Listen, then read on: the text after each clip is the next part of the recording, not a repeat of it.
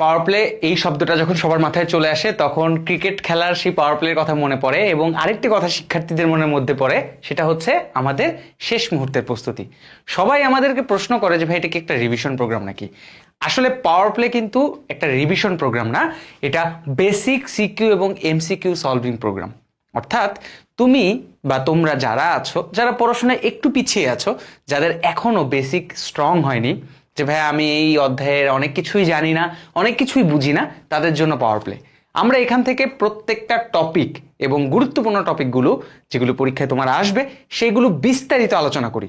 এবং এই টপিকগুলো যদি তুমি ভালোভাবে করে যাও, শুধুমাত্র তোমার এইচএসসি না, তোমার অ্যাডমিশনের অনেকাংশই কভার হয়ে যাবে।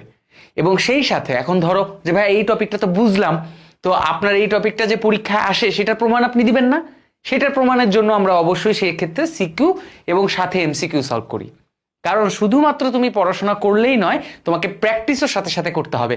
তো এই প্রোগ্রামের মাধ্যমে কিন্তু আমরা সাথে সাথে তোমাদেরকে প্র্যাকটিসও করিয়ে দিচ্ছি ক্লাসের মধ্যে, যে দেখো তুমি এতক্ষণ ধরে যে টপিকটা পড়লে, আমি তোমাকে যে টপিকটা বুঝালাম, তোমার এই টপিক থেকে যেই সিকিউ এমসিকিউ পরীক্ষা প্রশ্ন আসছে সেটা তুমি পারো কিনা। যখন তুমি দেখবা যে ইনস্ট্যান্ট আমার সাথে করতে করতে তোমরা পারছো, আমাদের অন্যান্য ক্লাসের শিক্ষকদের ক্লাসগুলো করে যখন তুমি ওই অ্যান্সারগুলো করতে পারছো, তখন তোমার কনফিডেন্স কিন্তু এখান থেকে এই পর্যন্ত উপরে চলে যাবে।